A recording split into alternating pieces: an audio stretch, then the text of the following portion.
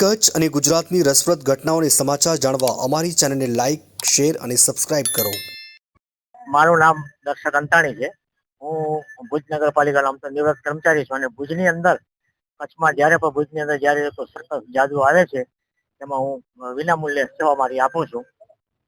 આ વખતે આ પહેલી વાર આ એશિયા સર્કસ ભુજની અંદર આવ્યું છે, તો એ સર્કસની અંદર પણ મેં અહીં પૂરતો સહયોગ એમને આપ્યો છે અને કચ્છનું મીડિયા જગત પણ કોઈ પણ જાતની અપેક્ષા વગર મીડિયાએ પણ બહુ સારો સહકાર આટલા 8 દિવસની અંદર આપ્યો છે.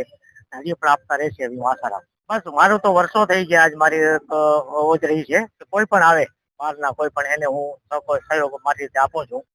બધી રીતનો સહયોગ આપું છું ને કોઈ પણ જાતની અપેક્ષા વગર હું મારી સેવા વર્ષોથી આપું છું ને આપતો રહ્યો છે સંસ્થાકીય રીતે.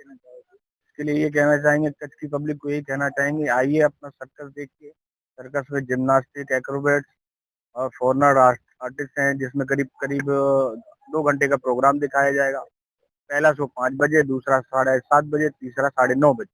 रोजाना 3 शो दिखाए जाएंगे, जिसमें करीब 25 आइटम अलग अलग रोज रोज बदल बदल के दिखाई जाएगी। कल हम तो पहली बार ही कच्छ भुज आए हैं, अभी हम गांधीधाम में थे, गांधीधाम से यहाँ आए हैं। कच्छ में तो हमको बहुत अच्छा लगा, अच्छा ही रिस्पॉन्स मिला, गांधीधाम में भी अच्छा रिस्पॉन्स था। अभी देखिए पहले दिन के हिसाब से तो अच्छा क्राउड है, अच्छा एनिमल है, हमारे पास डॉग्स हैं, बाकी तो बड़े एनिमल तो सब गवर्नमेंट ने बैन करके रखे हैं। बाकी अच्छा प्रोग्राम है, फॉरेनर आर्टिस्ट हैं हमारे पास।